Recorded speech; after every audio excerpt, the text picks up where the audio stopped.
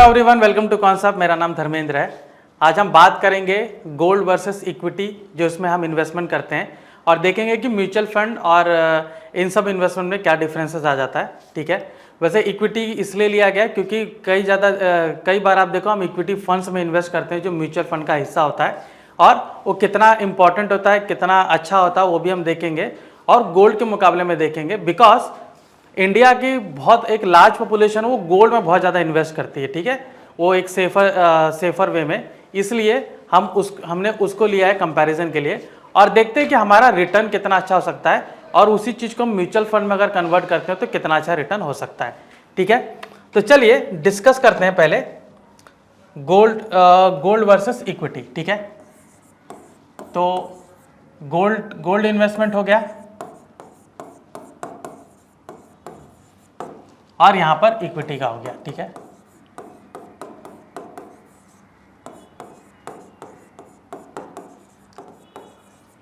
अभी इक्विटी इसलिए लिया गया बिकॉज सबसे ज्यादा आउट परफॉर्म करने वाली चीज इक्विटी है, और हमारा जो म्यूचुअल फंड है उसमें आप देखोगे इक्विटी ज्यादा होता है। ठीक है, सारे लार्ज कैप हो गया, मिड कैप हो गया, स्मॉल कैप हो गया, वो उसमें इंक्लूड करके इन्वेस्टमेंट स्टार्ट करते हैं। ठीक है, तो चलिए देखते हैं कि लोग गोल्ड में क्यों जाते हैं, इक्विटी में क्यों कम जाते हैं। पहले हम देखते हैं, फर्स्ट ऑफ ऑल हम ये देखते हैं कि जो फाइनेंशियल नॉलेज होता है वो बहुत कम होता है लोगों के पास।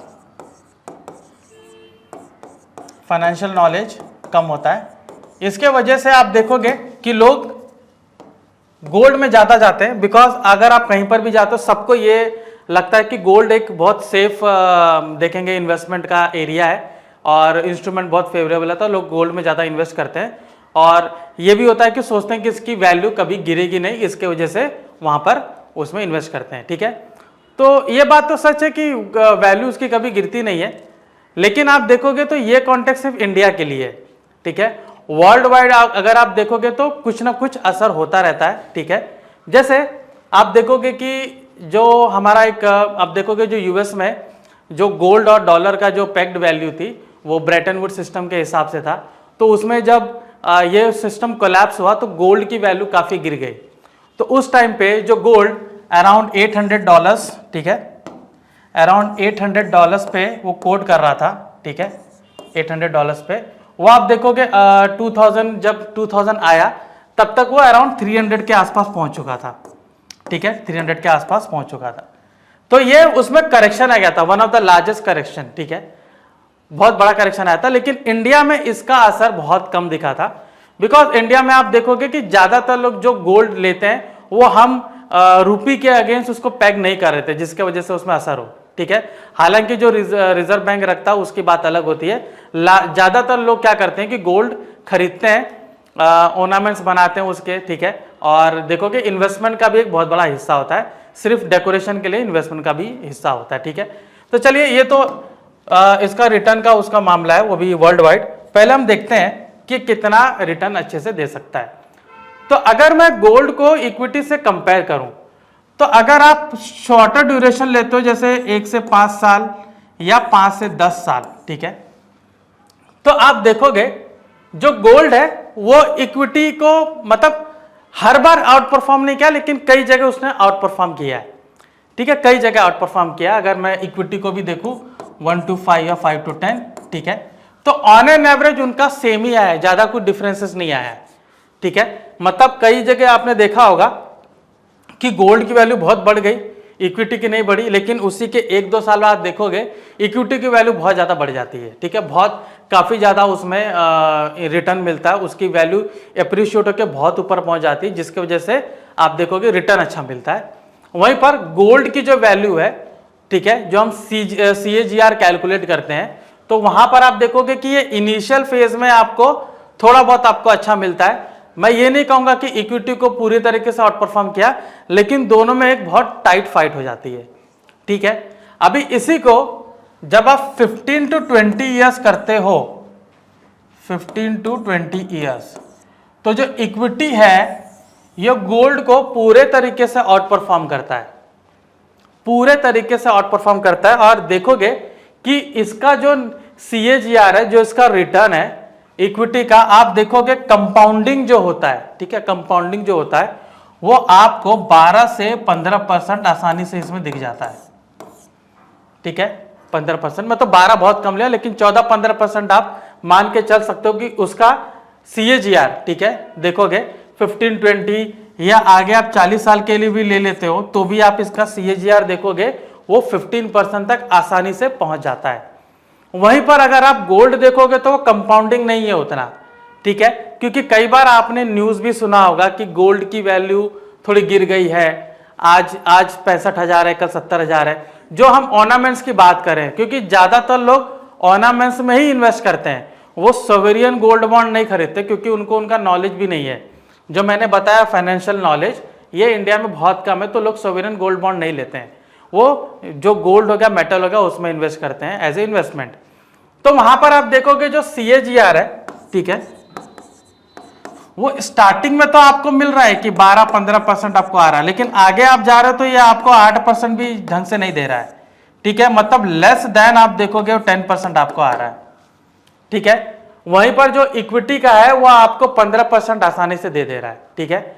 और कई बार आप देखोगे, ये ऑन एन एवरेज में बात कर रहा हूं, लेकिन कुछ इक्विटी फंड्स ऐसे होते हैं जो आपको इससे कई ज्यादा रिटर्न आपको देते हैं, ठीक है, कई ज्यादा रिटर्न इसमें देते हैं। वहीं पर आप देखोगे गोल्ड जो है वो आपको CAGR के हिसाब से आपको इसमें कम रिटर्न दे रहा है। तो अगर मैं यहां पर कंपाउंडिंग की बात करूं, ठीक है, जो कि म्यूचुअल फंड्स में सबसे इंपॉर्टेंट कंसेप्ट है कंपाउंडिंग, बिकॉज ऑफ कंपाउंडिंग ही हम कंपाउंडिंग के वजह से ही हम वो फोरकास्टिंग कर लेते हैं कि मैं अगर 15-20 साल के लिए, 25 साल के लिए अगर इन्वेस्ट करता हूं तो मुझे 1 करोड़ मिलने की संभावना है या 2 करोड़ मिलने की संभावना है, अगर मैं इतना मनी इन्वेस्ट करता हूं तो, ठीक है। वो आपको यहां पर कंपाउंडिंग जो है उसी के बेस पर आप देखोगे म्यूचुअल फंड में आता है। अभी म्यूचुअल फंड के अंदर जो आप देखोगे, जो उसके पीछे अंडरलाइंग सिक्योरिटी है, ठीक है, उसमें हमने सारी चीज बताई थी, ठीक है, कि म्यूचुअल फंड का जो अंडरलाइंग एसेट है उसमें आप देखोगे आपको इक्विटी मिल रहा है, आपको बॉन्ड्स है, आपको अदर डेट्स मिल रहे हैं, आपको कमोडिटीज है, करेंसी पर्स भी है, ठीक है, और बाहर देशों में जाकर तो इंटरेस्ट रेट स्वैप्स, वो सारी चीज आती है, ठीक है। तो यहां पर इक्विटी, बॉन्ड्स, डेट सारी चीज इसमें आ रही है, ठीक है। लेकिन जो मैं आपको कंपैरिजन जो मैं आपको बता रहा हूं कि गोल्ड जो सबसे फेवरेबल इंस्ट्रूमेंट है इन्वेस्ट करने के लिए, उसको आउट परफॉर्म करता है इक्विटी इन्वेस्टमेंट, उसको आउट परफॉर्म इक्विटी करता है, ठीक है। तो जो म्यूचुअल फंड में हम देखते हैं ना कि ये जो म्यूचुअल फंड है आगे, ठीक है, उसमें हम देखते हैं कि ये आपका लार्ज कैप है, मिड कैप है, स्मॉल कैप, ठीक है, एक फ्लेक्सी कैप आता है। फिर आप देखोगे इनका हाइब्रिड मॉडल जो पूरा आता है, ठीक है, कि कुछ इसमें से कुछ इसमें से उन्होंने उसमें इन्वेस्ट किया है।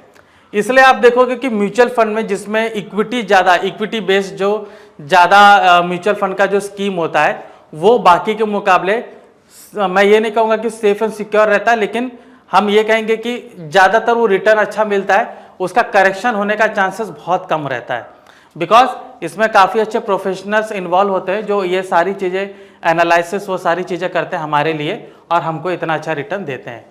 तो गोल्ड वर्सेस इक्विटी इन्वेस्टमेंट का कंपैरिजन करने का मेरा मकसद ही यही था कि आप इंस्ट्रूमेंट समझिए कि कौन सा इंस्ट्रूमेंट आपके लिए फायदेमंद होगा। गोल्ड में अगर आप सोवरियन गोल्ड बॉन्ड लेते हैं तो वो तो ही आपको जो मार्केट की फेयर वैल्यू है उस पर मिलेगा। आप अगर मेटल लेते हैं, जो गोल्ड हम ऑर्नामेंट्स पहनते हैं, जो उसका प्राइस चल रहा है मार्केट में वो प्राइस पे आपको नहीं मिलता है, उस पर आप जाओगे तो वेरियस कॉस्ट वो बोलेंगे कि ये मेकिंग चार्जेस है, ये ऐसा चार्जेस है, आपके पास बिल नहीं है, ये नहीं है, बहुत सारा रीजन वो लोग बता के काफी उसमें डिडक्शन कर लेते हैं जहां पर आपको फेयर प्राइस नहीं मिल पाता है। लेकिन जो गोल्ड बॉन्ड है, सोवरियन बॉन्ड है, उसमें आपको फेयर प्राइस मिल जाता है।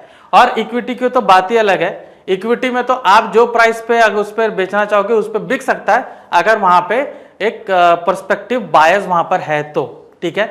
तो यहां पर इक्विटी और इसके बीच का डिफरेंसेस ये था कि इक्विटी में भी आपको शॉर्ट टर्म में उतना ज्यादा आपको रिटर्न ना दे, क्योंकि दोनों की फाइट आप देखोगे काफी टाइट थी, ठीक है, काफी टाइट फाइट था। अगर मैं 1 to 5 ईयर्स या 5 to 10 ईयर्स का मैं रिटर्न देखता हूं, दोनों में से दोनों मतलब कभी वो इसको आउट परफॉर्म कर रहे हैं, कभी इक्विटी आउट परफॉर्म कर रहा है, दोनों में बहुत टाइट फाइट चल रहा है। लेकिन जैसे 10 ईयर्स क्रॉस करता है, वो 15-20 ईयर्स जाता है, 25 ईयर्स, इक्विटी इन्वेस्टमेंट आसानी से उसको आउट परफॉर्म कर रहा है।